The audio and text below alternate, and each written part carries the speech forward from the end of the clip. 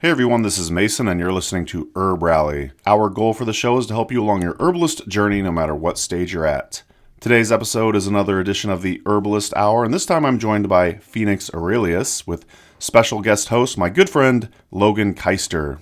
It was absolutely wonderful to have a guest host. I basically got to sit back and listen to an amazing conversation. I chimed in here and there, but special thanks to Logan for joining me and being the guest host.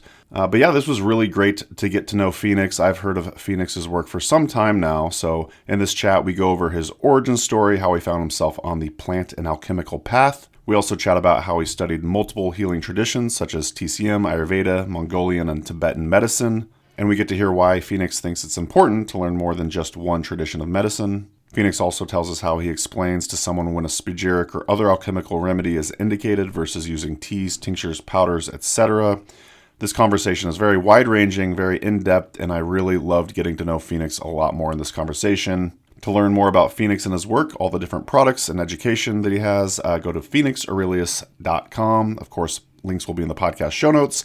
And, of course, check out Logan's work as well at notaibotanica.com. He's also been on the Herbalist Hour as well. Previously, that is. And actually, Logan just created a brand new website, so it's beautiful. Check it out, notaibotanica.com. See all of his offerings, consultations, shop, etc. Also, before we get into the show, just got to say shout out and thank you to our HerbRally Schoolhouse members. This episode is listener supported and brought to you by our HerbRally Schoolhouse members. Thank you all so much for your support. We really could not do this without you all. If you'd like to learn more about what the HerbRally Schoolhouse is, it's simply our membership area. There's lots of classes in there, herbal community discounts, private Facebook group, etc. Check it out at herbrally.com/schoolhouse. It's $10 a month, but if you'd like to try your first 30 days for free, you could use coupon code PODCAST at checkout. One more time, thank you all to the HerbRally Schoolhouse members for supporting the Herbalist Hour, HerbRally in general, and just all the love you share. And lastly, before we get into the show, I have to say a huge thank you to username Free Spirit Leah on Apple Podcasts. Free Spirit Leah left us a review, a 5-star review, and Leah says, Mason shares such a diverse array of herbalists on his show. He literally gives everyone in the field of herbalism a voice and a platform to be seen and heard. I'm so grateful to his events page, which has connected me with the herbalists and conferences in my area as well as online conferences. Also, he has the best sponsor, Oshala Farm, whose herbs and herbal products are super high quality. Could not agree with you more on that. Shout out to Oshala Farm, who's also a sponsor of the show. And yeah, that's definitely our goal. We want to bring on as many voices in the herbal community as possible. So thank you for noticing that, and big thank you for the review in Apple Podcasts. Dear listener, if you've been enjoying the show, one request, could you leave us a podcast review in Apple Podcasts, Spotify, or wherever you happen to listen to podcasts. So really, really appreciate it. That's going to do it for me today. Enjoy today's episode with Phoenix Aurelius and my special guest host, Logan Keister. Talk to you soon. Welcome to the Herbalist Hour. This is where community gather, merging the power of people and flowers, the sweet and the bitter to the salty, the sour. Umami, it's time for the Herbalist Hour. Welcome back to the Herbalist Hour. Today I'm really excited to have a special guest host today. We got my good buddy Logan Keister from Botanica, and we're welcoming a super special guest as well, Phoenix Aurelius. Welcome to the show, Phoenix. Hey, thanks so much for having me, man. Logan's actually been on the Herbalist Hour too, way back in episode.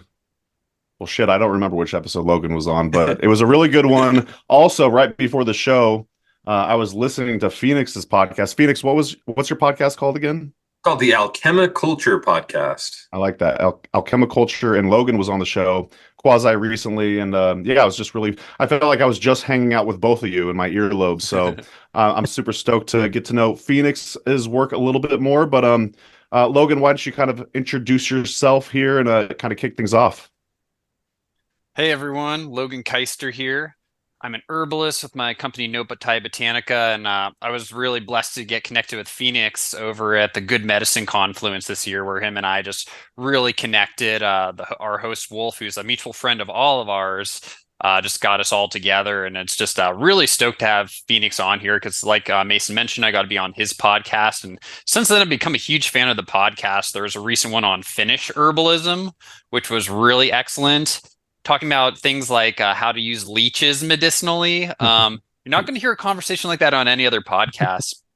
Yeah, as far as my work, I've just been doing a lot, promoting my own company. My website's just came out, so I'm really excited to be promoting more of that, and got upcoming herbal events and stuff. So yeah, looking forward to being here with all y'all.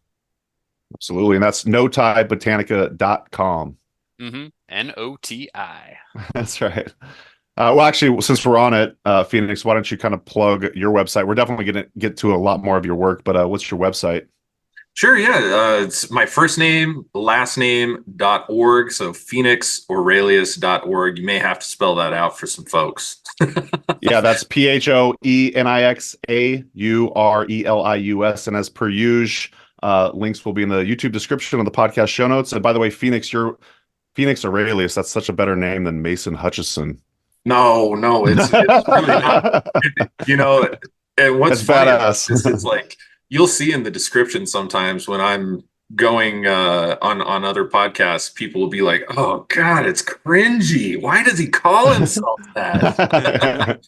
Yeah, it's an initiatic name, man. It's you got to create an egregore at a certain point, especially within the alchemical realm. Like if you don't create an egregore when you're doing alchemical or spagyric work, there's all sorts of wackos out there that are going to try and curse you, hex you, jinx you, et cetera, et cetera, et cetera. And having one step of protection up above and beyond that so that folks don't know your legal persona is a real safeguard. It's a real peace of mind. So that's a good point. And you know what? I'm not going to pretend like I know what the word egregore is. I love words, but can you define that for us?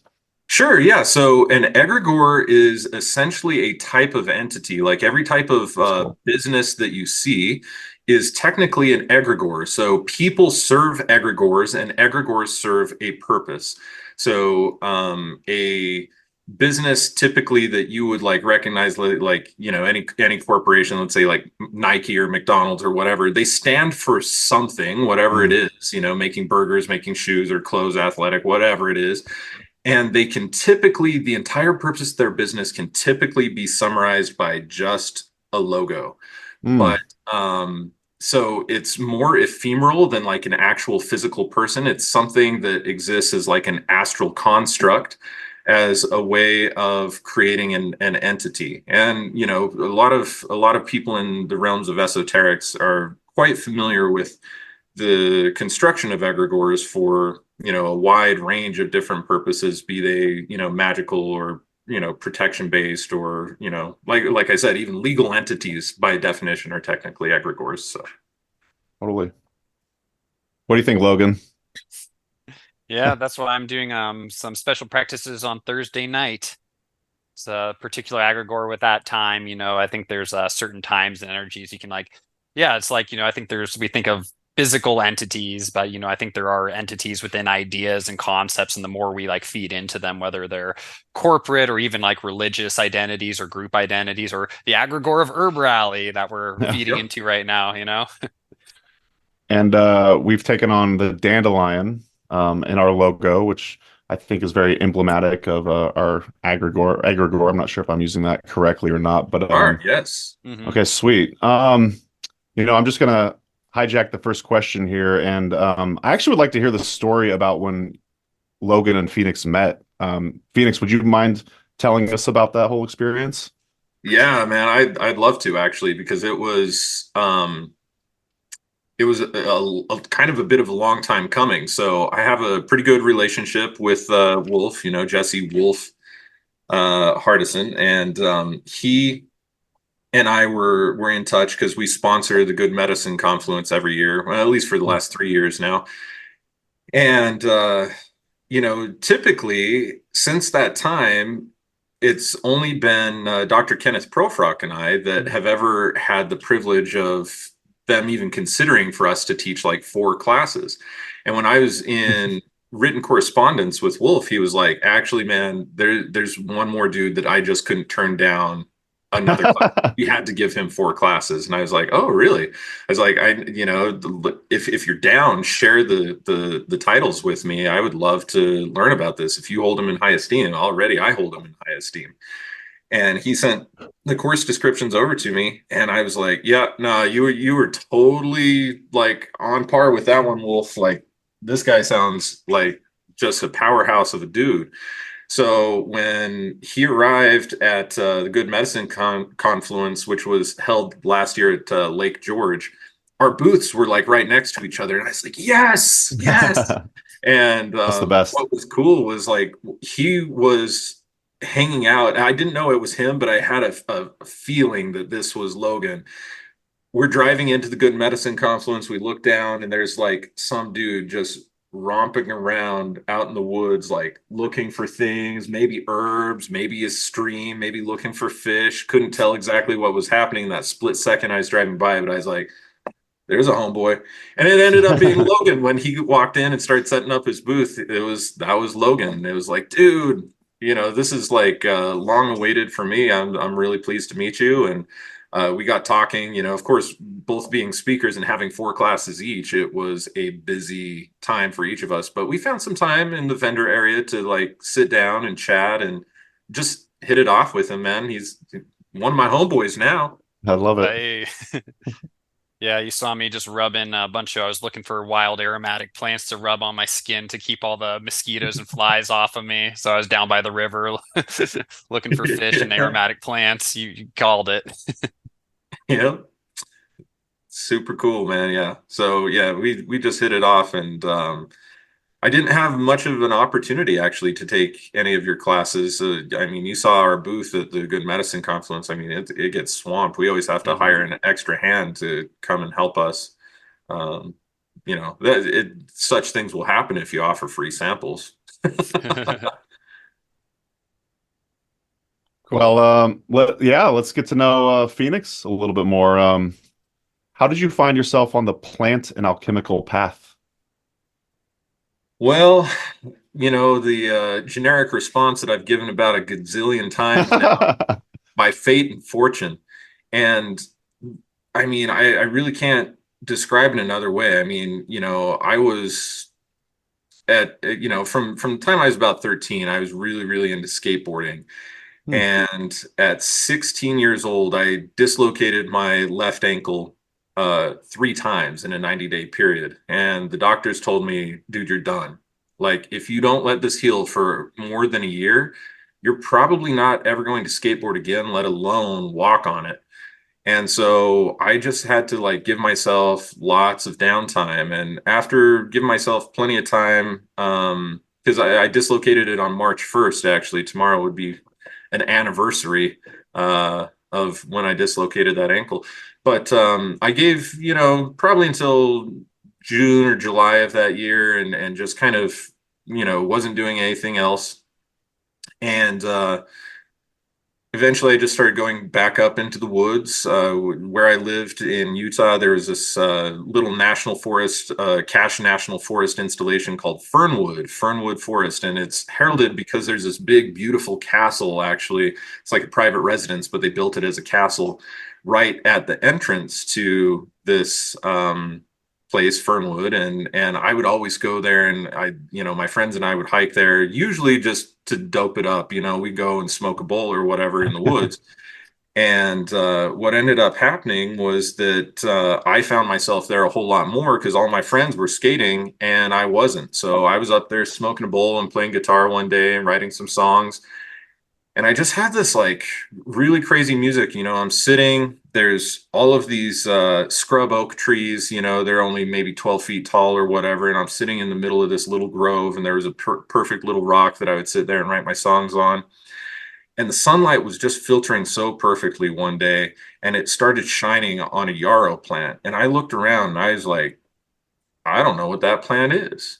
And then it just dawned on me, like, I don't know what any of these plants are. I don't know what they do. I mean, I know poison ivy and poison oak from my Boy Scout days, and I know, a couple of other things like stinging nettle and the things to stay away from, of course, lamb's ear, so that I'd be able to pull stinging nettle out. But the rest of them, I had no clue what was even going on. And so I made a decision that day that I'm going to get to know the names of every single one of these plants, the grass, the trees, the plants. And this was back in the early days of like Yahoo was like the main search engine. You know what I mean? We're still on 256K dial-up modems back then. But I went to my school computer lab and I ended up looking for different ways of working with plants. And I did some research for a little while. I had lots of like independent study. I'd come from a private school and then transferred to a public school. And so I just had tons of credits. And so they gave me independent study to do basically whatever the hell I wanted. All I had to do was like write reports on what I was learning. And so I told them I was going to start learning about herbs and plants and their medicinal and ethnobotanical uses. And I started researching all sorts of things. And when I was looking in these early Yahoo forums for like some of the most advanced ways of working with herbs, somebody had mentioned the word spagyrics back then. And they had included a flow chart from the philosophers of nature of how to create a spagyric tincture. And I mean, the flow chart, I still have it in my alchemical journal back there, but it was like ultra simple. And I had to read between the lines a lot in order to even figure out, you know, like it's like calcine plant. It's like, what the hell does calcine mean? Like, you know, as a 16-year-old kid, 17-year-old kid, I had no clue. And I had to look these things up in Mr. Webster, you know, and Mr. Merriam-Webster, I guess, a dictionary, Oxford dictionary. And ultimately, I kind of put things together enough in my head. It's like, I think this is how I would do this. And I just started going out into nature. And what I would do is I would harvest some of the plants and I would like actually dry them in the shade from the oak trees, from those scrub oak trees in little bundles. So I harvested that yarrow, was the first plant I ever harvested, and hung it upside down in a little bundle and waited till it was dry and took my little mortar and pestle out there and ground it all to a powder and, you know, hiking all of my stuff up and have my friends buy little bottles of Everclear for me and started making my tincture. And, you know, I not proud to say, but it was very indicative of the time and my age. I would go to restaurants and be like, hey, can I get some more ketchup? And they bring it out in a stainless steel condiment container and use the knife and napkins, scoop out all the damn ketchup and pocket the stainless steel condiment container. And that was my crucible for a while. And anytime I needed a new one, it was like, well, just another trip to Denny's and I'm set. So yeah, man, it was like really, really early and humble beginnings. I mean, I didn't have a dime to my name. I didn't have like a dehydrator, didn't have a lab, didn't have a place to work in. The woods was my refuge. It was the place where I was learning and earning my wings, so to speak. And the next year I built a little stainless steel teapot still. And so I went to Ross and bought this really cheap stainless steel teapot. It was relatively big though. It was tall. Ross Dress for Less? Ross Dress for Less, yeah. Okay, nice. And ended up basically going to Home Depot and picking up some copper tubing and cork and a couple of other things. And I stuck a cork in the end of that teapot and then drilled a hole through the cork, and then got my copper tubing and started wrapping it around. And I fitted that inside of a 2-liter Coke bottle, and that I'd cut the top off and poked a hole in so that the condenser could kind of go through it. And then I just nestled everything up and situated it in the creek just so that I could have my fire over here next to the creek, and all of my distillate would be able to go through the condenser and spiral around through that little Coke bottle that was being filled full of creek water, cold creek water, and then come down into a nice little mason jar receiver. And I remember I distilled yarrow for the first time, and the essential oil came over blue. It doesn't always do that. It does if you distill it through copper. It definitely will, because it pulls out the sulfur compounds in it, and you'll get this awesome blue oil floating on top of your hydrosol.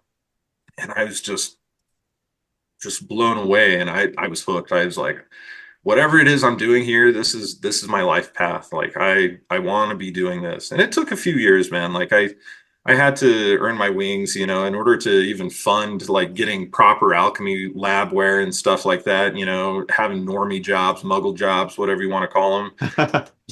It was an important thing, and but I always had my own side hustle, and I started Diviner's Rights Alchemical Mastery. It was started off as called Diviner's Rights Natural Lifestyles, where I was basically bringing kratom and Amanita muscaria and Salvia divinorum and different types of entheogens like that to the scene and selling those to tattoo shops and smoke shops, head shops, things like that. And being able to inform people about like what types of experiences you could have and drawing that more away from like, just the druggy scene and more into like, here's how to approach the divine. Here are tools that we have to be able to approach the divine. That's the whole name of the business, Diviner's Rights. It's the right of the diviner to be in touch with the divine. So yeah, man, it was a long, arduous path there. But a few years later, I had a friend who ended up, saying, man, your tinctures are so damn potent. I don't get it. Like, how are your tinctures so potent?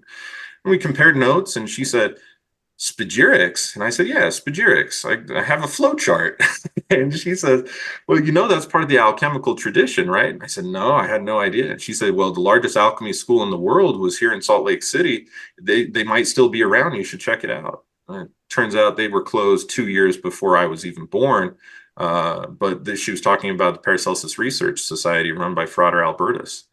And even though the school was closed, there were still a couple of students around. And so I made it my life goal to meet out a lot of those extra students and try and find them and talk to them about their experiences and get an idea of what it was they were practicing and how they were practicing. And of course, once I heard the name of Frater Albertus, by then he had a book published that was widely available, like at Barnes and Noble and stuff. So I was able to get my hands on some resources, and it just kind of went crazy from there, man. But yeah, it was life path, never look back.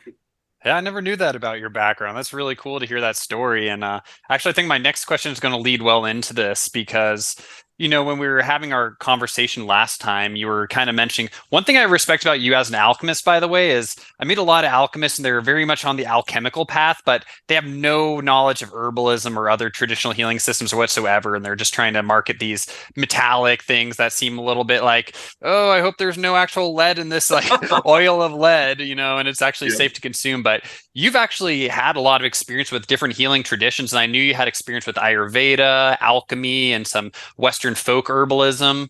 But during our interview, you mentioned you also have a background in TCM, Mongolian medicine, Tibetan medicine, Unani Tib. And I'm actually really curious to hear about how you kind of learned from about those different traditions. Was it through traveling or reading some of the books of those traditions? Did you have teachers in those traditions? And why you think it's important to kind of have this more diverse background rather than just focusing on one path like alchemy or just Ayurveda?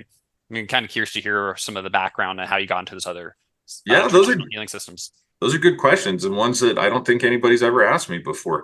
So, yeah, for me, I was always passionate about healing, man. Like my mom, anytime I'd get sick, it was like, you're doubling up on zinc and echinacea, like as simple as these like home folk remedies were, what I would have called mom remedies when I was a kid.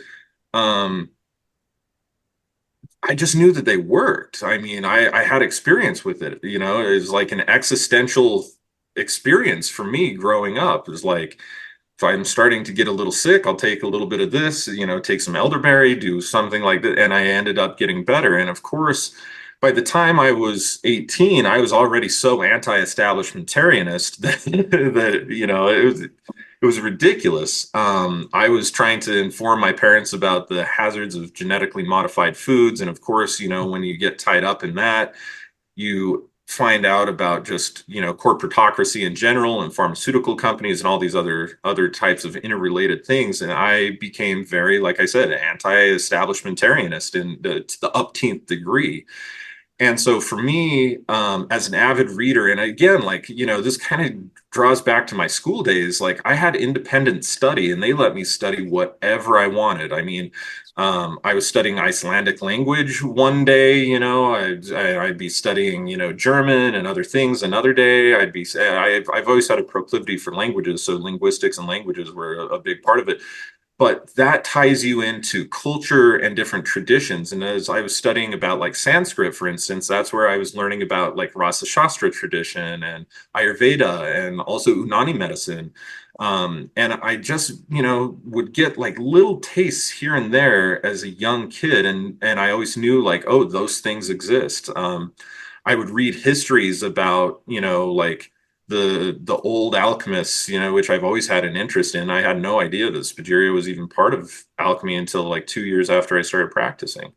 But I had read, there's like a book from Barnes and Noble about, I don't know, I've got it on my shelf back here, but it was something like the history of real wizards or something. And I remember there was an entry about Paracelsus in there, and talk about Paracelsus, and then another page would talk about Al Jabir, and another thing would talk about maybe Aristotle or something. And it was like, wow, like I could just see this thread of like wisdom all over the world, that ideas, even if they didn't have like a singular source, they were so similar in so many ways, and like different philosophies I found like kind of repeating over and over and over again. And so by the time I graduated high school and I had a pretty decent job, I was a French speaking account manager for Logitech computer peripherals for a while. I got to travel to Canada, and in Canada, I met a Lebanese cab driver who told me all about Unani medicine and said that his cousin was an Unani practitioner. And he said, he speaks English just fine. Just go ahead and email him. And we had a bunch of email correspondence for a couple of years, and I learned a lot about that tradition, which I felt was really cool, because by that time I had already had a couple of years of experience of Western alchemical tradition, and I got to see so many similarities in how the Western alchemical tradition was totally born out of this Unani tradition. And then I met a Greek guy who had, his name was Thamos, and he had a lot of books and written resources, which this was kind of like at the early days of like PDF and MOBA Pocket books, like MOBA Pocket format, like for e-readers, like a Kindle and things like that. And so he had a bunch of PDFs that I changed to a MOBA Pocket and just started reading on my Kindle about ancient Greek medicine and Dioscorides, and a lot of the old Greek style that Arabic medicine, Unani medicine, was kind of born out of. And I was Hindu for a while. So I got really interested into Ayurveda as a lifestyle. And of course, along with that comes a lot of herbs. And because I had a friend who was from Nepal, she introduced me to Nepalese.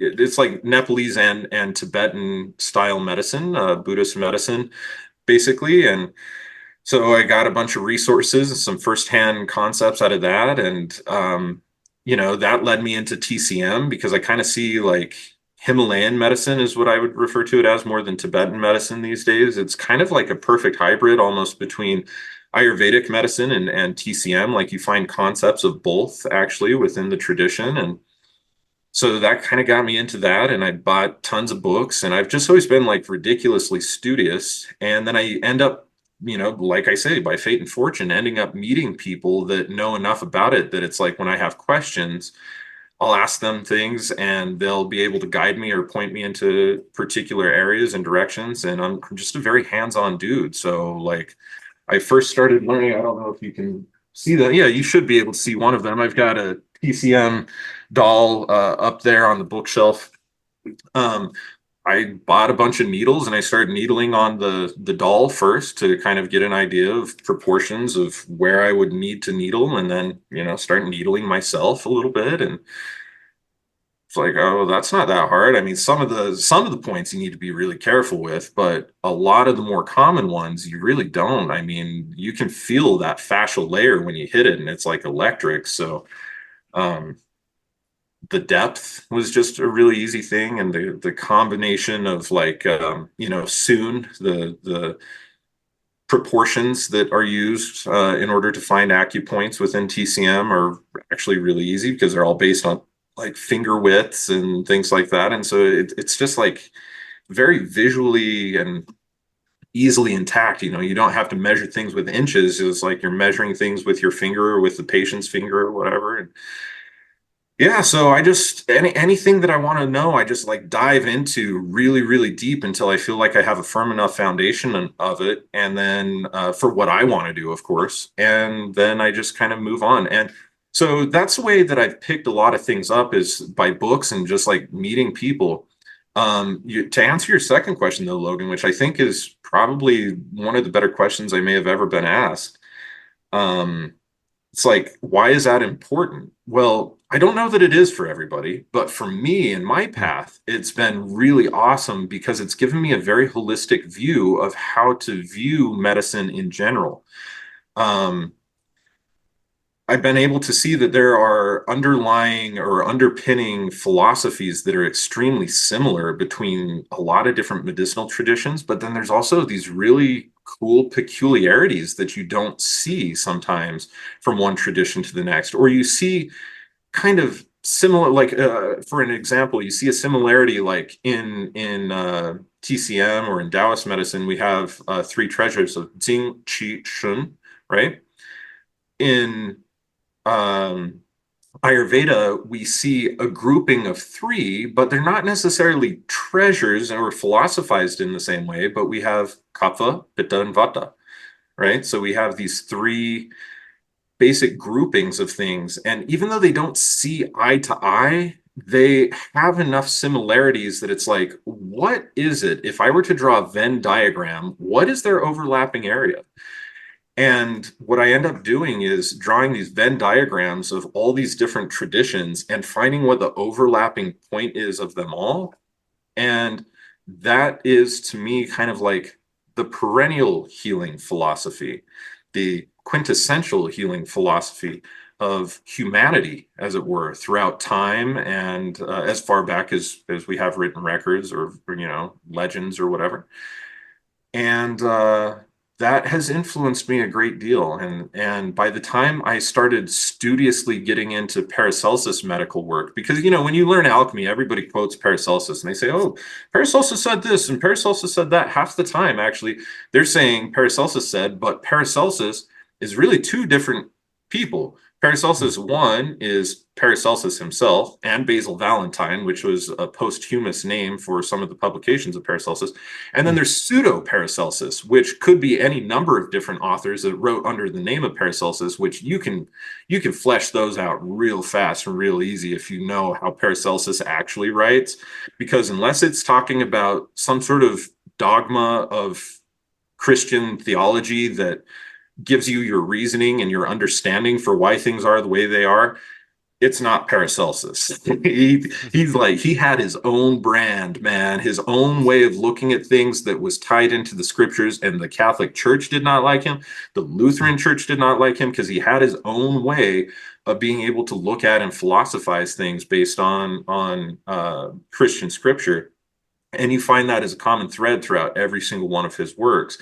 And there were also herbs that he did work with, and processes and solvents that he worked with that he had like special names for.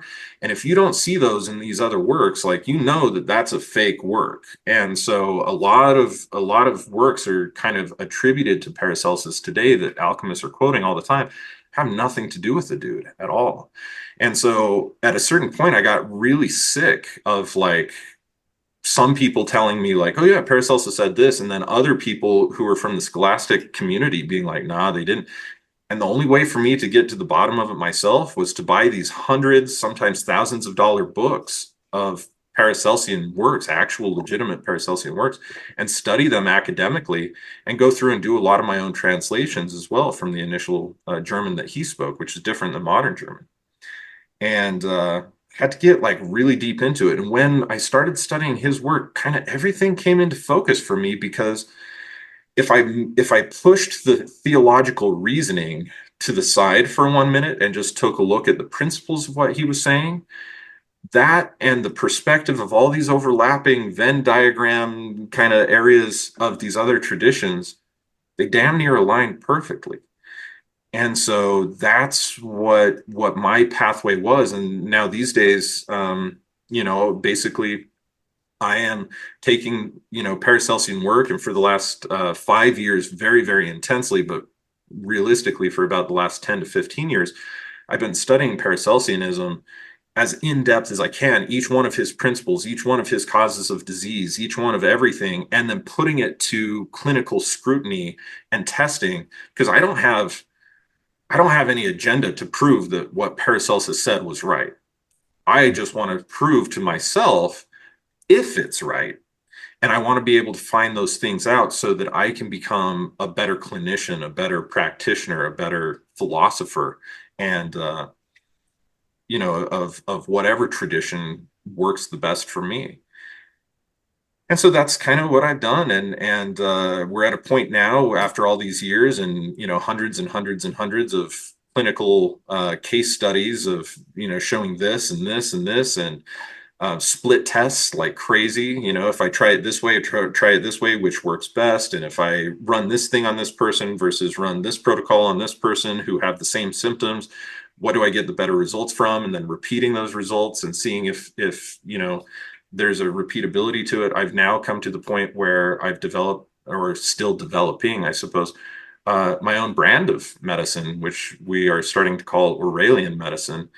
And it's a lifetime full of work, but for me and my path, my dharma, my destiny, whatever you want to call it, studying all those different forms of medicine has been impeccably important, because I just wouldn't have the perspective that I have now unless I were to really go down those paths and to practice as deeply as I did for concentrated periods of time and to really intimately know the traditions, as opposed to just glancing at them or understanding them philosophically. Hey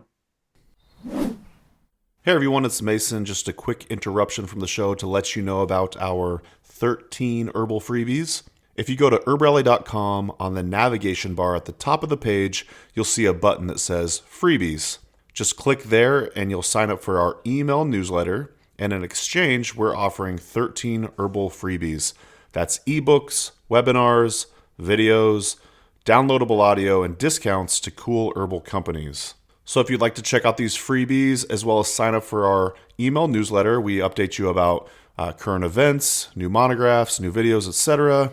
Just go to HerbRally.com and click on the button at the top of the page that simply says Freebies. Okay, that's it from me. Now back to the show.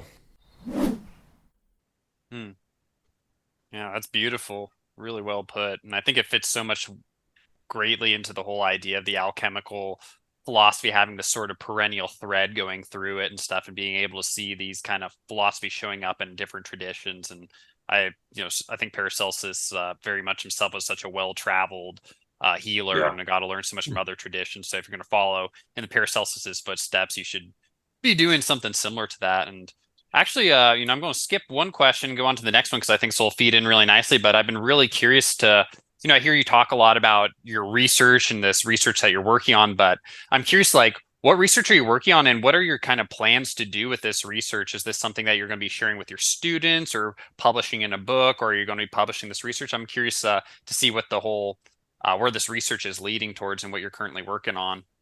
Oh yeah, another great question, man. Thank you for pulling out something of depth from me instead of going over all the same old questions that I've always answered. So yeah, in terms of research, yes, I have been meaning to publish a tremendous amount.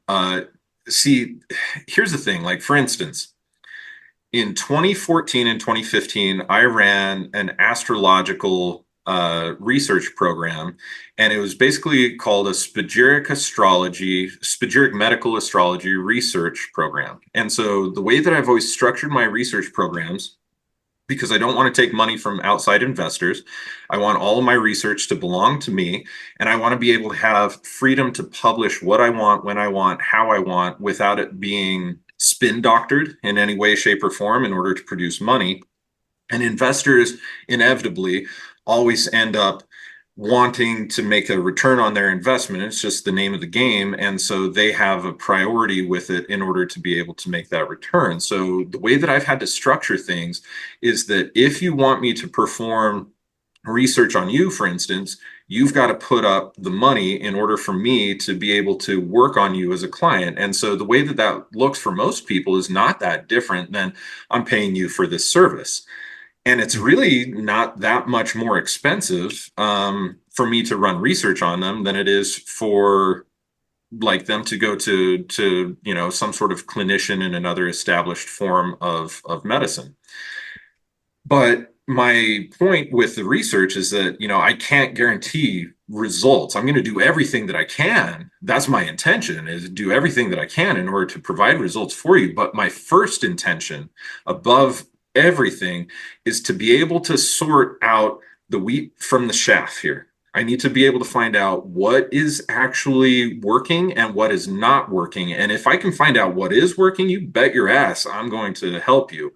And if I can't find it out during this research, I'm sorry, that's part of the gamble that you're taking, and you've got to know that up front going into it.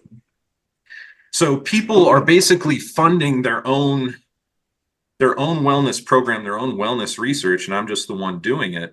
So instead of pharmaceutical companies, paying you out of investor money to be a guinea pig, you're paying me to be a guinea pig and basically banking on the fact that I bet you're going to find it, because I don't run research programs just willy-nilly. It's like I'm split testing 2 or 3 things that I think are probably the answers in here somewhere. I just don't know where. And so that's the way that we run it. So the first time that I ran a clinical research program was in 2014 through 2015. And for 13 months, Gregorian months, we ran a program so that I would run astrology. It started off for the first 3 months running 3 or 4 different types of astrological charts on people and being able to see if I could predict, using those 3 different types of astrological charts, the symptoms that they were most likely to encounter from a medical astrology perspective. And so I would use a Vedic approach in one, and then I would use a Western sidereal approach in another, and then I would use a Western tropical approach in the other. And now Western sidereal and Vedic are very similar, but where they draw cusps can be a little bit different. Where those cusps are of the constellations is a little different than other things. But I was able to find out that I didn't have great success. It was better than 50%, but is usually within the 60% range with Western tropical, and with Western sidereal and Vedic, I was getting up into the 80th percentile, in some cases up to 87%, actually.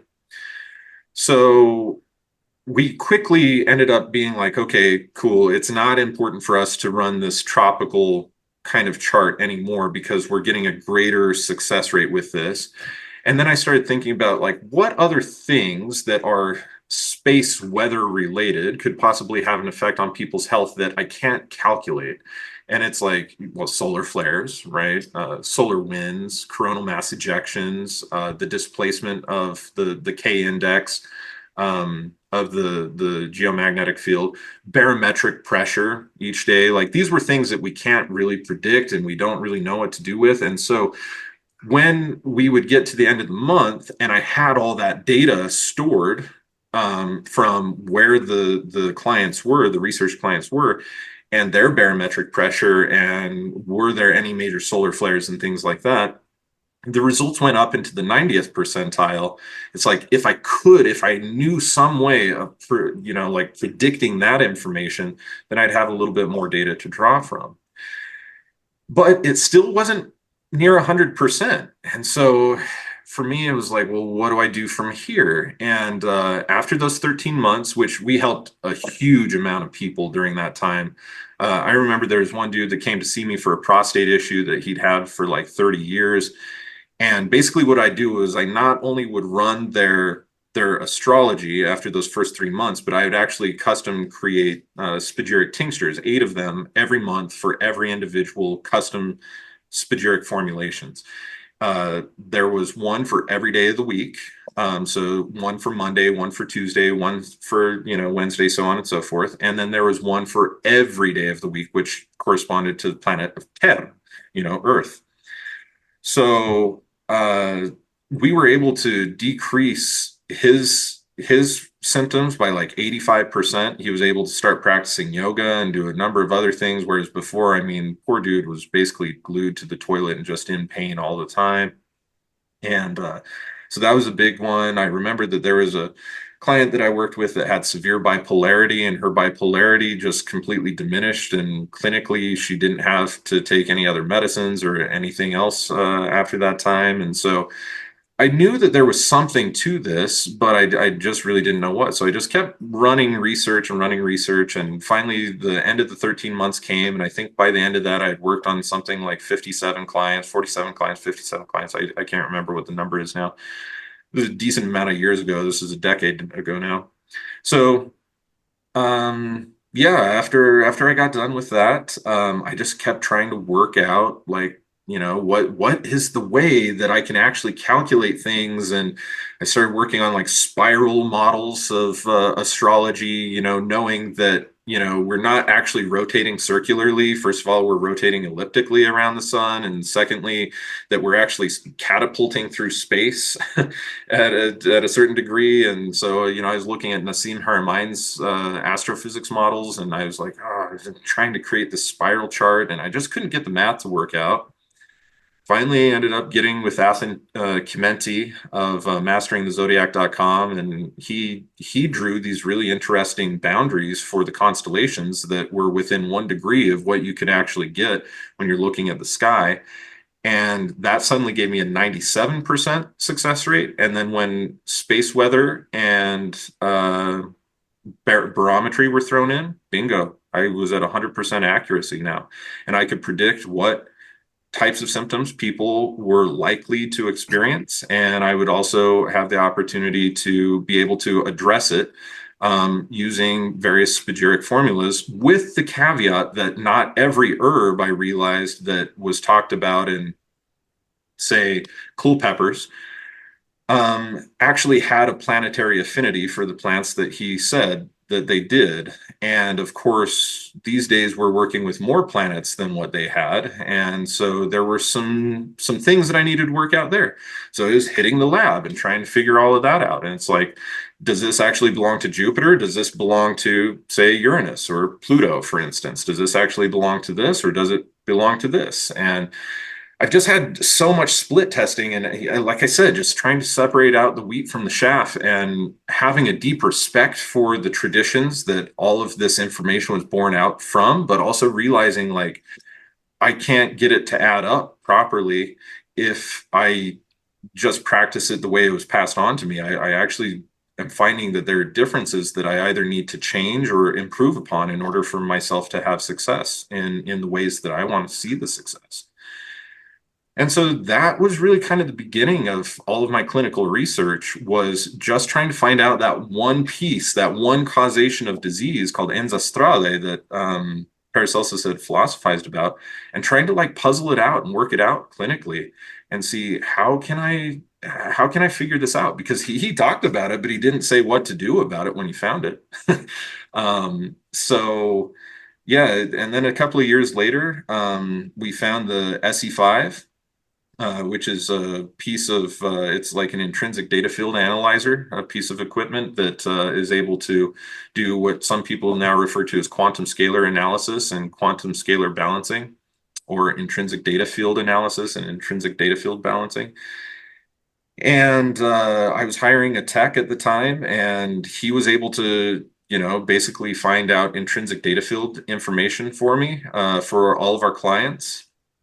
And that helped me a lot, because I was able now to take readings and say, if I do this, does this change that person's intrinsic data field reading? And at the same time, does my actual client end up saying, yeah, this has changed for me, this has shifted for me?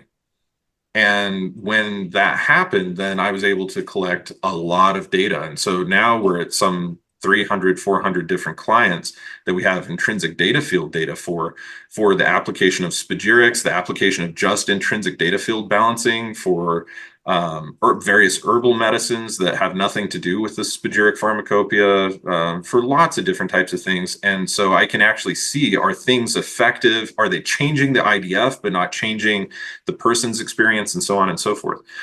So that's a large part of my research these days still is working with the intrinsic data field work. And that's what the entire corpus of Aurelian medicine is actually based around, because it's a multidimensional approach, which is not governed by the FDA. They don't, like, if I talk about somebody's astral wellness, they have no jurisdiction in that area. Same thing if I talk about their causal or spiritual wellness, they have absolutely no jurisdiction in that area. And when I talk about the IDF, the intrinsic data field, when I talk about the intrinsic data field of, say, their gastric parietal cells, they have no jurisdiction in that area. They can talk about the actual cells themselves, their actual functions. They can't talk about the intrinsic data field, but I can, and I can philosophize about that all I want, and I can measure that all that I want and run analysis on it, and I can see if I give somebody, say, marshmallow root spagyric tincture or a marshmallow root decoction, does that influence the intrinsic data field reading of that person's gastric parietal cells? And if it does, that's great. And even better, if I'm seeing a spike in the numbers and saying, yeah, their functionality is going up here. And the person is telling me, hey, my stomach ulcers have gone away and I don't have these problems anymore. That's great. Fantastic. Now we have some correlation here and something that provides me data and a reason to think that that we might be on the right track with something. So compiling the data, the challenge here is compiling the data, because I have hundreds and hundreds and hundreds of case studies just for one person. They might, in the course of me working with them over a period of 2, 3, 4, 5, 6 months, they came to me with a laundry list full of things that they have going on with them. And I'm approaching it from, like in Ayurveda and TCM, we say we treat the individual, we don't treat the disease. It's the same thing with the IDF, is like when the intrinsic data field of the individual is thrown off in various areas, we're not trying to just approach the symptoms that they came to us for, because almost always that symptom actually has a root cause that is oftentimes linked to all their other root causes. Like if somebody has like skin conditions and joint issues, chances are it's like a silica thing or a keratin thing, or there could be any number of lowest common denominators actually that combine those two things. And so my research is try and get to the root of everything and address that root, and then find during the course of that research what is actually being impacted and how is it being impacted, and what created the best impact out of the various approaches that I've tried.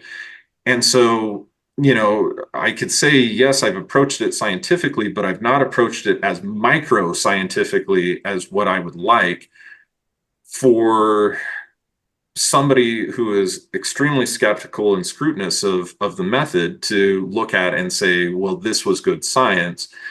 So part of it is, first of all, how do I compile and talk about just like case study after case study after case study in a way that actually demonstrates to any degree that what I was doing was effective, versus maybe placebo just being, in the main thing. Like if the person believed that I was healing them, possibly their own beliefs healed them. You never know about different types of things like that. And that's something that I can't really control with intrinsic data field stuff. I can't control somebody's beliefs, and I'm not looking to either.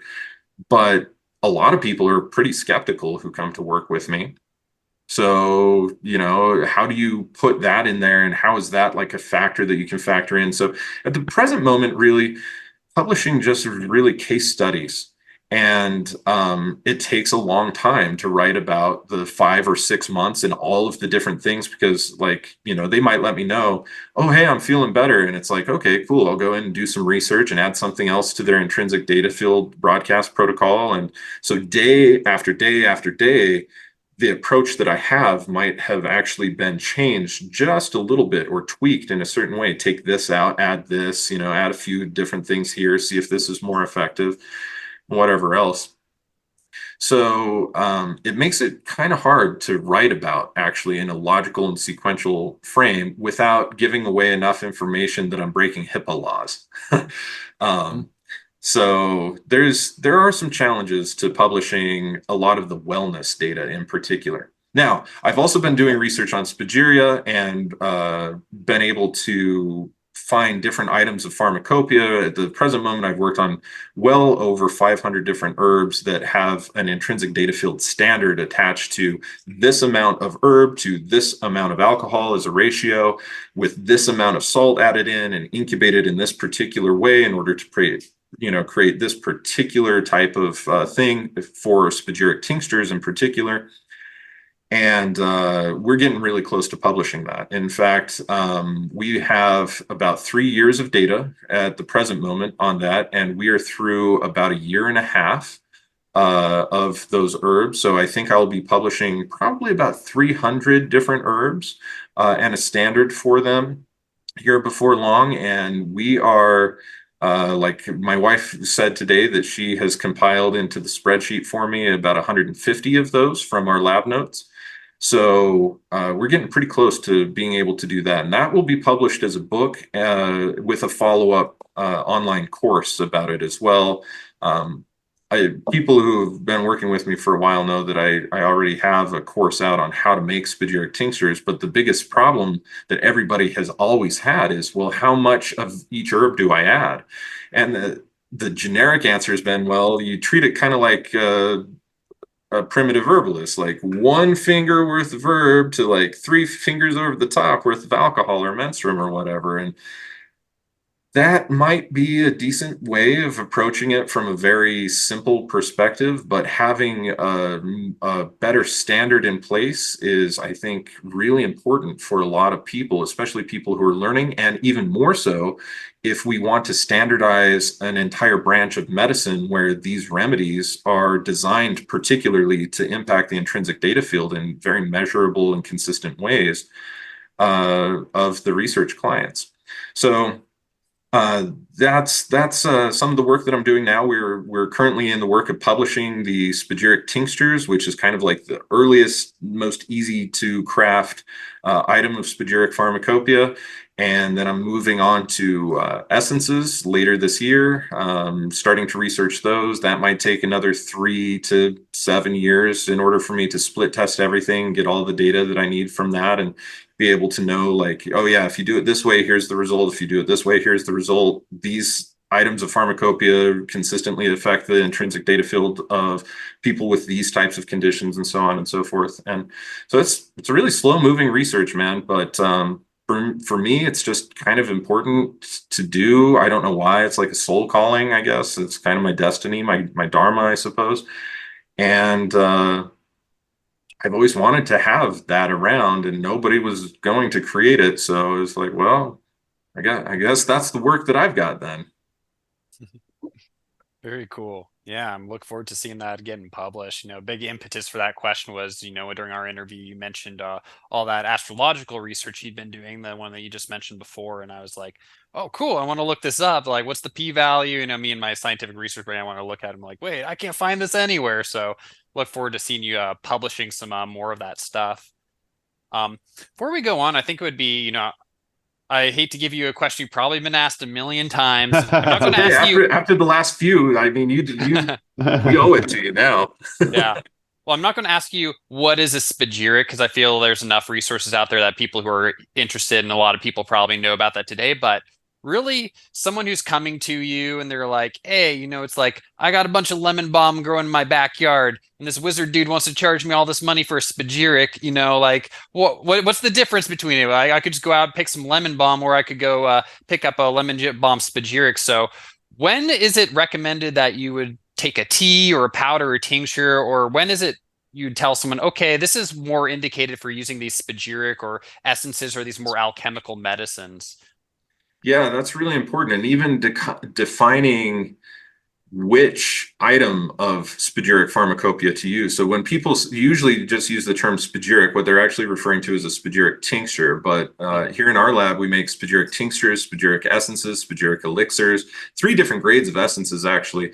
Essences per fermentatio, essences per destillatio, and philosophic spagyric essences. We also make circulata, we make Clyci, we make spagyric stones. There's lots of different items of spagyric pharmacopoeia. And basically, in order to answer your question, from the alchemical or spagyric angle, I have to talk about the philosophic essentials that we philosophize in spagyria, because, you know, most of the rest of the world right now, even TCM has a habit of doing this these days for peer-reviewed research, is that we're trying to reduce, oftentimes in like the herbal realm, just in general, we're trying to reduce the actions of herbs by their chemical constituents and the quote unquote clinical actions of those chemical constituents.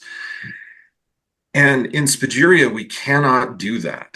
We can use names of phytochemical or mycochemical constituents to help us understand what is being extracted, but to try and reduce it down to that is, in my opinion, complete folly. And so we really have to talk about the concepts of sulfur, mercury, and salt.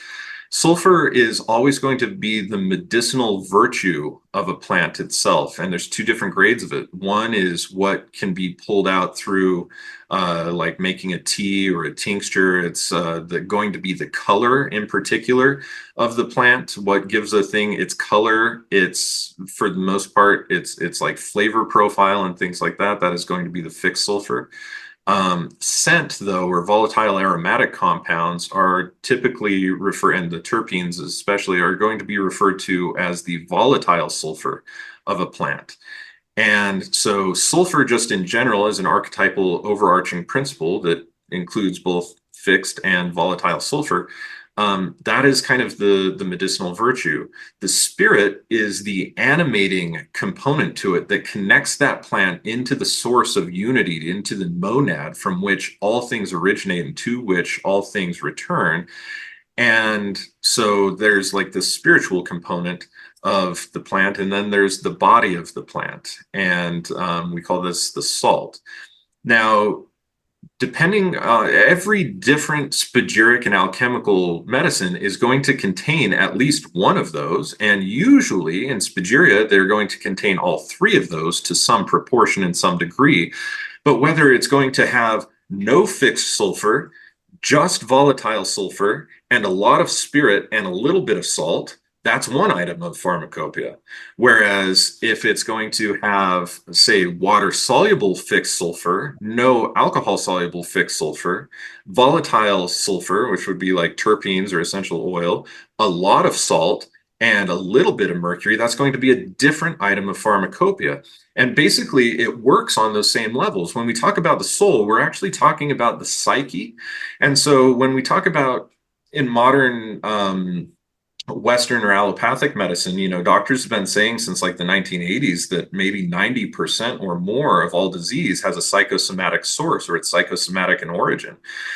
But they're still using a Newtonian chemical model to try and approach that psychosomatic origin. And so this is why they can't get to the cause of disease. They're admitting it themselves in the way that they're approaching it, that the psychosomatic origin is never addressed by the physiochemical model.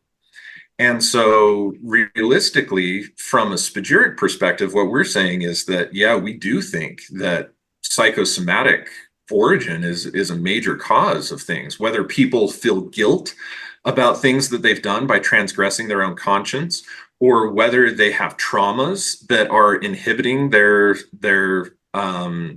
potential flow of astral energy, the astral, of course, being comprised partially in humanity of their thoughts and emotions. So if their thoughts are ill-aligned with their destiny and their dharma, that's a big deal. If their emotions are repressed because there's these traumas in place, or they're unwilling to feel those painful emotions that come from hard experiences.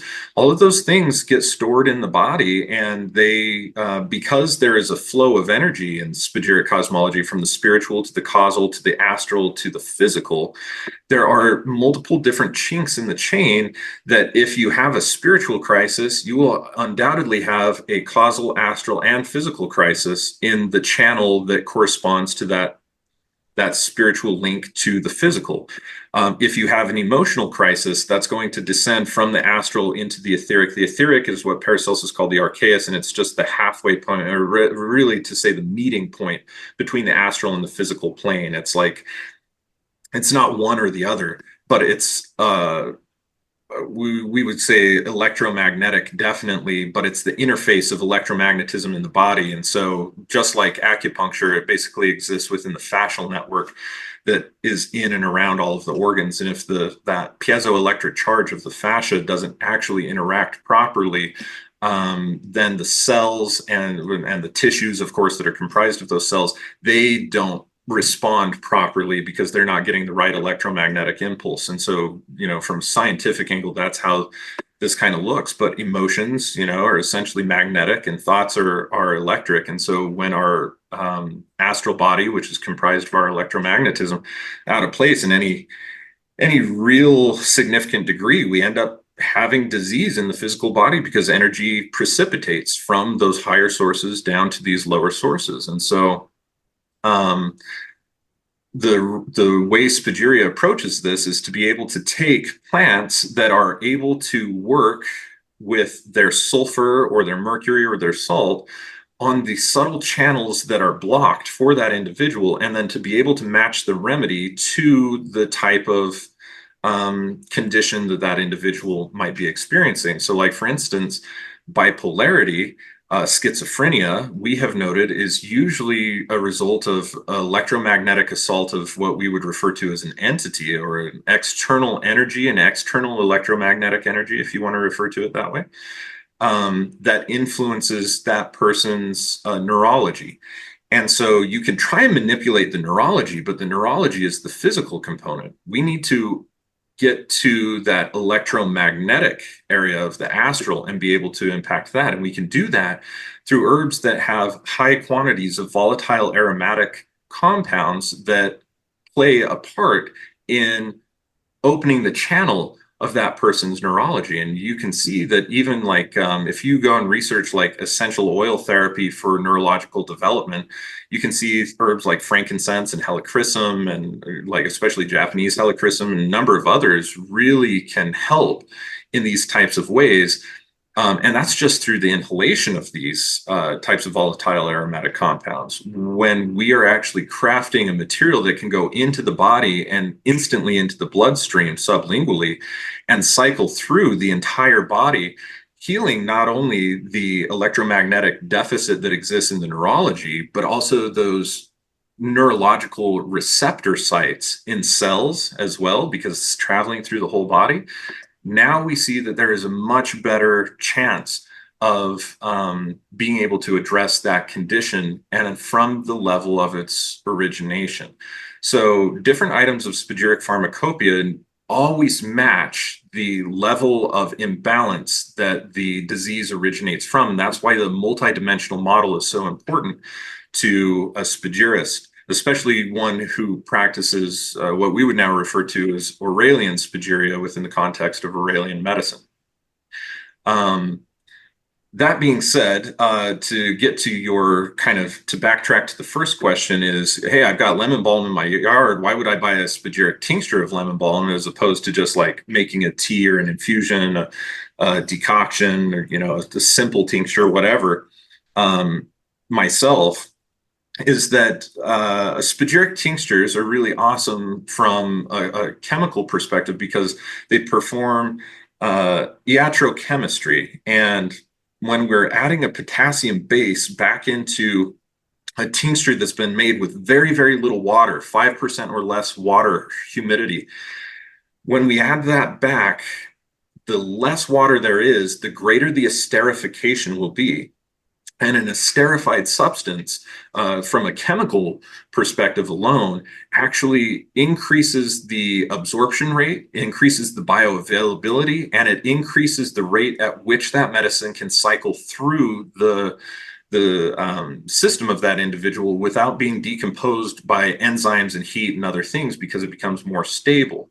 So typically in a spagyric tincture, standard dose starts out, and this isn't true across the board, but this is oftentimes the way that it's taught, starts out at 3 drops. Whereas if you were to start, say, lemon balm for relaxation and sleeping, you would take like an herbal tincture, typically in the amount of maybe 2 or 3 tablespoons. 3 drops, 3 tablespoons, 3 drops, 3 tablespoons. This also makes it so that the amount of biomass that you're using within the spagyric model is infinitely less, and thus far more sustainable, especially on a small level of somebody having limited yard space, not acres and acres of farms where they're monocropping something. They're able to grow a small patch of something and make a medicine that will treat them and their families. Let's not use the word treat, that will address the conditions of them and their families for 5 years, 7 years, 10 years, off of maybe 22, 20, 30 grams of dried material, as opposed to that same amount probably being used what's just to make a simple infusion, right? To get the effect from the relaxation from 1 cup of tea. So do I still use teas? Do I still use decoctions? Do I still use, oh, you bet your bippy I do.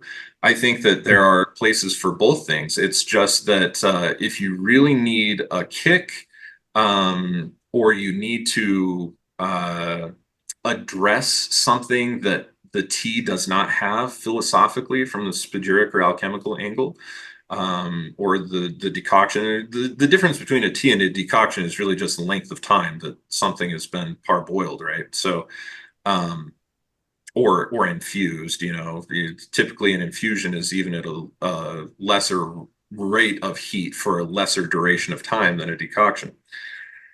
So that's where spagyria kind of comes in, is that it's able to address more deep-seated issues and less, from my perspective and from the Aurelian medicine perspective, it's designed to address the origin of the imbalance as opposed to trying to address the symptom. In this case, if I can't sleep and it's just 1 night or 2 nights, yeah, maybe I just want to take a cup of chamomile, or take a cup of lemon balm, or take a cup of valerian tea. If it's a more long-standing issue, that indicates to me that there is a cause that probably that tea is not going to address. And I want to be able to find that causation and address it. And that's where spagyria, in my opinion, is really kind of worth its salt, so to speak. All puns intended. Just real quick, how are we doing on time? I want to be respectful of everybody. Oh, I'm doing great. Okay, cool. Did you have any follow-up, Logan? Do you got any questions, Mason? I've asked the last few. Oh, I've got a lot of questions. Oh boy. Go for it, buddy. I just really appreciate how Phoenix, the way you describe everything, I'm like, okay, a lot of this appears to be over my head, and I'll admit a lot of it is at first, and then I feel like you do a really great job, like weaving it in and then kind of bringing it back to the original question. I'm just really impressed with your research and your teaching style. So I just want to give you kudos for that. Thank you kindly, sir. That means a lot. I appreciate that. Absolutely. No, it's been fun to like listen and get all the download from you and everything. But I think you kind of already went over this a little bit, but what is your just like overall mission of your work? Like, what are you hoping to inspire in the world?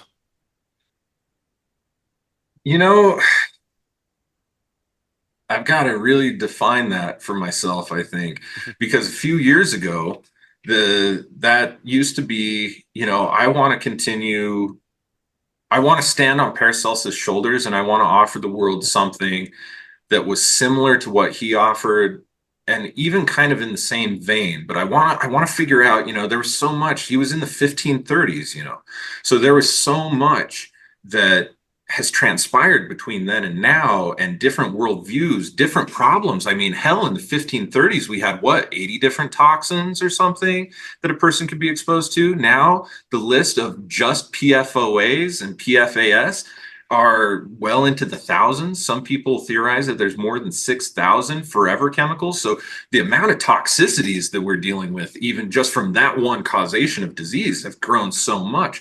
And so I want to restore this way, especially for the Western world, an alternative method, for instance, of the Western world with Western terms, with Western tradition that we have within our genetics, that we have within ourselves as Westerners, offer an alternative method to that. And I guess you could say that in the modern term, with what I'm doing, I really want to bring that forth, and that started to shape out as Aurelian medicine and Aurelian philosophy. So that's kind of the purpose and the point of my work, is to be able to offer this a new way of looking at things, and a more modern way of looking at things that is distanced from the very 19th century occult revival alchemical model of the Rosicrucians. That I honor that. That was where I came from with learning alchemy and getting introduced to spagyria in the first place.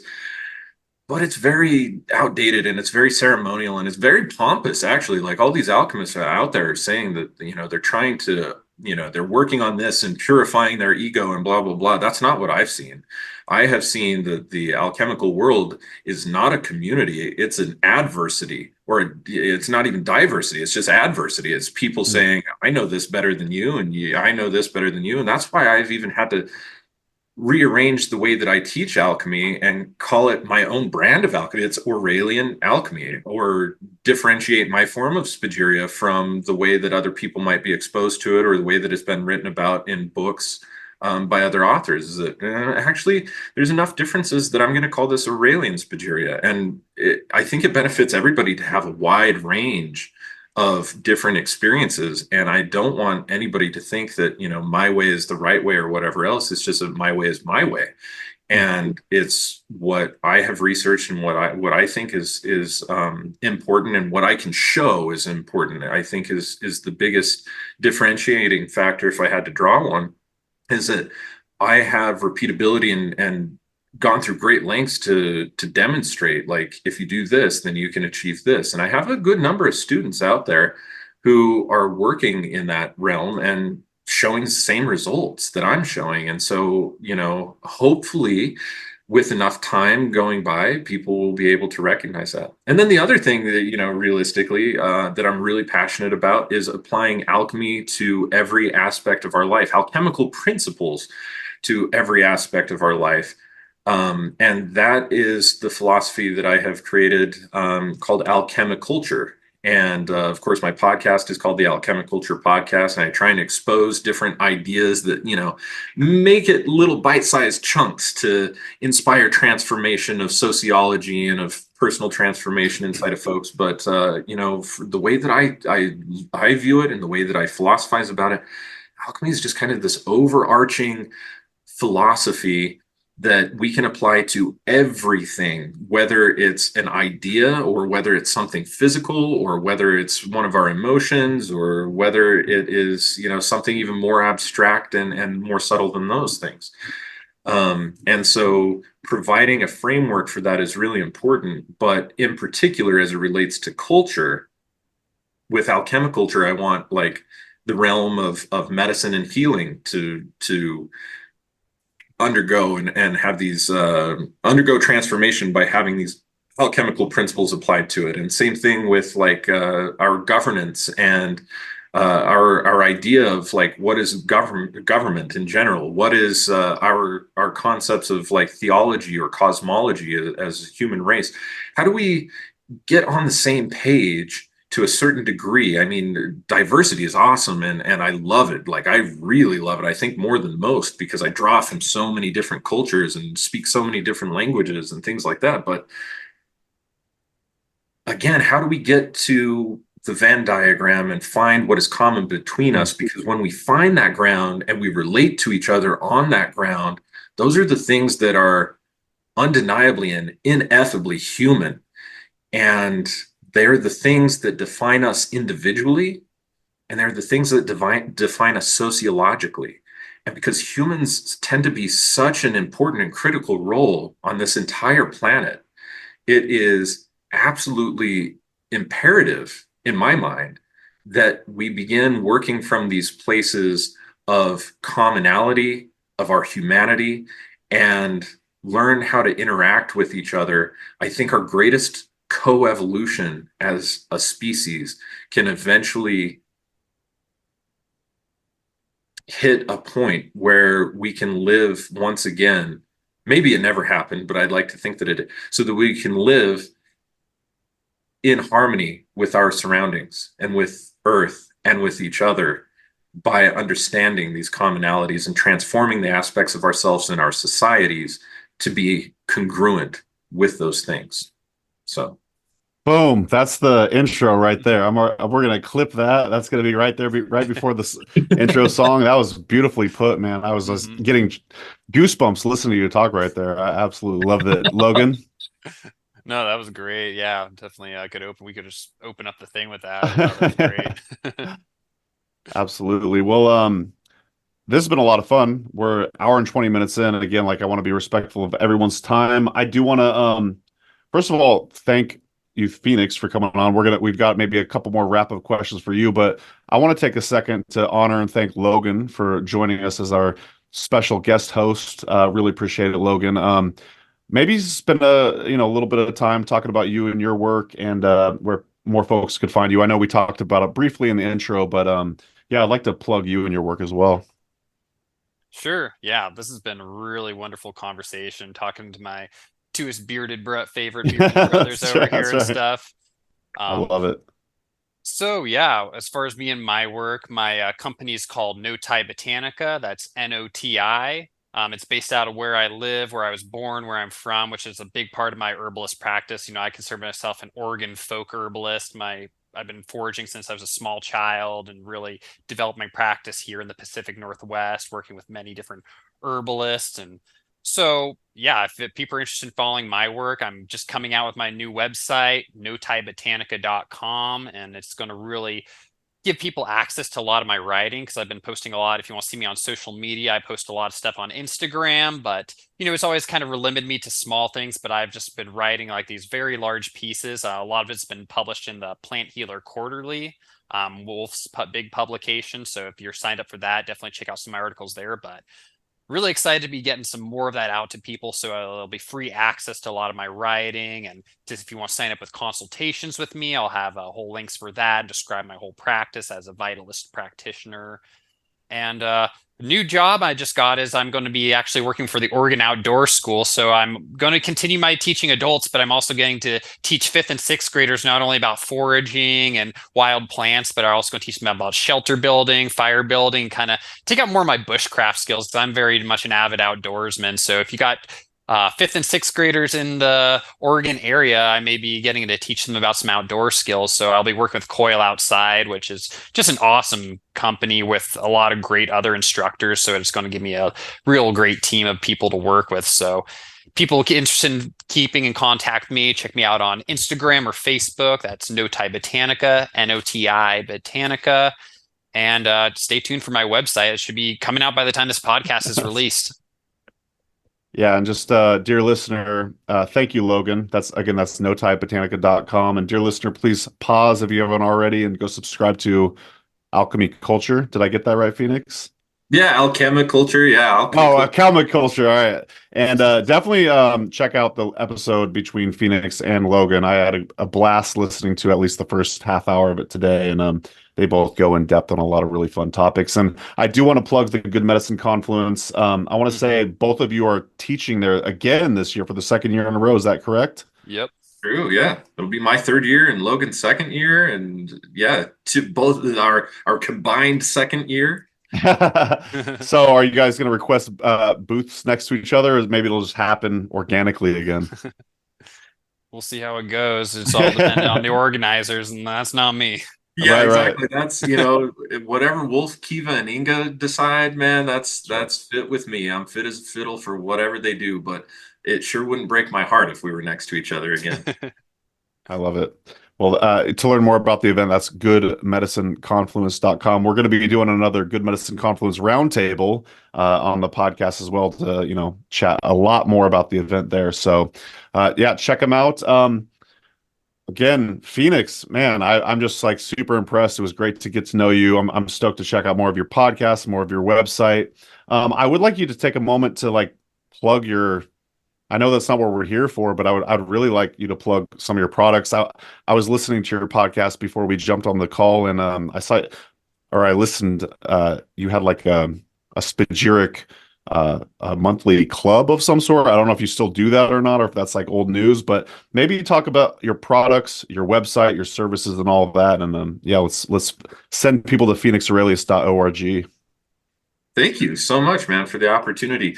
Yeah, unfortunately, we did decide to put the kibosh on the Spirits of the Month Club. I mean, we were given real deep discounts there for a long time. You got 5 new spagyrics every month for $75, and Yeah, that sounds like a steal.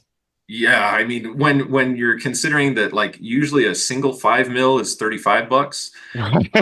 Getting 5 of them for $75 with shipping included and everything, it was awesome. But prices have changed so much in terms. I've kept my prices the same on the website, but our costs have gone up like crazy. I mean, the amount of wages that we need to pay to our employees to actually meet their living demands and to pay fair wages, which is something we take a lot of pride in here, that's gone up massively just over the last couple of years. The cost of alcohol has like skyrocketed. The cost of herbs now has skyrocketed, and so that unfortunately was just a program that I couldn't keep alive anymore. And we didn't have enough takers on it, surprisingly enough, to actually even let people know, like, oh, we're just going to increase the cost and whatever else. So we just have regular sales and specials all the time. I mean, there's always a special on something going on. But yeah, so I've got about 500 different unique items of spagyric pharmacopoeia inside of the apothecary right now. And our business model is kind of like a Patreon one, where when you go to my website and you want to, you're considering purchasing something, it doesn't say buy now or purchase now. It's like you're funding this research. And so every time that you buy something from me, that allows me to continue doing the research in the world that I'm doing, and continuing to bring forth the ideas and continuing to do all of the things basically that I do, and giving you something of equivalent value as a result of it. One of the things that I think is an important talking point about what I do is that everything is organic, certified organic, biodynamic, eco-dynamic, or wild harvested that we have, and I only do the very, very best. And I came up with a pricing structure years ago that I'm very committed to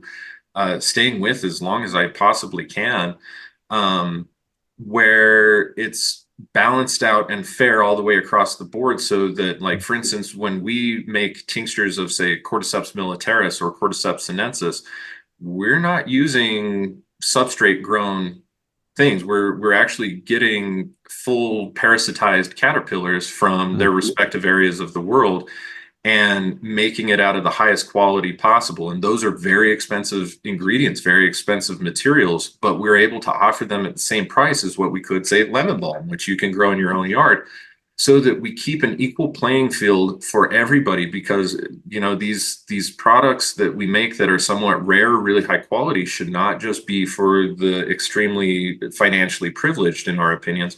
They are medicine, and medicine, in my opinion, needs to be available and accessible to individuals of all walks of life, as long as they seek it out and they want it. And so that's kind of the structure that we have, is that you can get the medicine you need at a very affordable price, and simultaneously support my research. You get to transmute a few materials with a single stone, I suppose. Because why would you kill birds with a single stone? I don't know. We say pet 2 kitties with one hand around here. There you Eat go. 2 birds with 1 scone. Okay, there we go. So yeah, that's kind of the thing. So yeah, we've got, I mean, hundreds of products that you can choose from. Pretty much any herb that you can think of, with the exception of some of the more obscure types of Ayurvedic herbs. But we have a huge list of TCM herbs. We have a tremendous amount of Western herbs. We have a very decent amount of Ayurvedic herbs. And obviously, a lot of those kind of cross over into Unani as well. But you can search them out by their Latin name, their TCM name, their common names as well on our search bar on our website, and find what you're looking for. And if by chance, if there's something that you want as a spagyric form that I have not made, I jump on the opportunity That's to cool. make those things. So you can write into us and say, hey, I'm looking for this, and here's why. And chances are within 6 months you'll see it on the site, because I love new plants, man. They're some of my best friends, and I love becoming acquainted with them and giving them life and expression in a way that maybe they haven't experienced too frequently before. So, Well, plants sounds like you have some mushrooms. I was going to ask you about this, but we'll have to do a round two, Phoenix. But it sounds like you have something called Shilajit, which I'm very interested to hear about more of. But awesome. Well, Logan, you got any like closing thoughts before we wrap up and get out of here? Oh man, just super stoked to be on here with both of you. It's been a really wonderful conversation, and a lot of questions I've been having for like Phoenix, since our last conversation, because he was asking me questions, but I also had a lot of questions for him. So thank you so much, Mason, for letting me on, have this opportunity to ask some question my good friend Phoenix here. Yeah, it was cool to be like borderline fly on the wall. I kind of felt like I was hanging out with you two at the Good Medicine Confluence. Like, oh shit, what are they saying? But yeah, super fascinating. But Phoenix, why don't we kind of end on if you have any advice for the budding or aspiring herbalist out there, what kind of advice would you give them? They're just getting going on their journey. yeah, just listen deeply to what the plant has to say, and try not to get too intense into the books and what the books tell you, because you'll find that if you develop your own relationship with those plants, you're capable of doing things with them that are probably not documented before. And by that same token, don't be confused that the way the plant speaks to you is the way the plant's going to speak to everybody. That's where we have a take this for that type of herbal curriculum these days. And if you can just be open to the healing energy that the plants express with you and for you, and how your energy synergizes with them, you'll find that magic happens, man. More often than not, you will find that magic happens. Things that maybe haven't been documented or able to be, healed or taken care of or addressed, or however you want to, talk about that, just by your unique energy meeting with that plant's unique energy, and listening deeply to the spirit of that plant and how it wants to be used. And I think that's the biggest thing, man. Like, you are your own shaman in so many ways, and these plants have such profound messages and such profound healing potentials for us. If we can just really listen deeply to them, they can do things that you're not going to find documented in most of the herbal books that talk about the healing properties of this particular plant. So That's the advice. I love that so much. Well, thanks you two once again for joining us on the Herbalist Hour. Learn more about Phoenix's work at phoenixaurelius.org. Logan's at notiebotanica.com, and really appreciate it. Can't wait to have a round two, Phoenix. Logan, we'll do a round two at some point. We'll all get to kick it in person at some date in the future. I'm really excited about that. So thanks to you all for listening. Thanks to Amanda for editing, and we'll see you all in the next episode of the Herbalist Hour. So long. Thank you, guys. And that's going to do it for today's episode. Thanks so much for listening to the HerbRally podcast. If you'd like to hear more from us here at HerbRally, we now have a text message community, believe it or not. Basically, it's just updates from us. We send about 1 to 7 texts per week, notifying you about new events, videos, courses, podcasts. You get the idea. It's pretty much like our email newsletter, just in text form. So if you'd like to receive text messages from HerbRally, just text JOIN, that's JOIN, to the number 541-256-2895.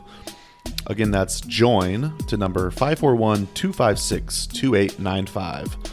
And to stop receiving text, that's easy too. Just text STOP to the same number. It'll opt you out immediately. Okay, thanks again for listening. Have a great rest of your day.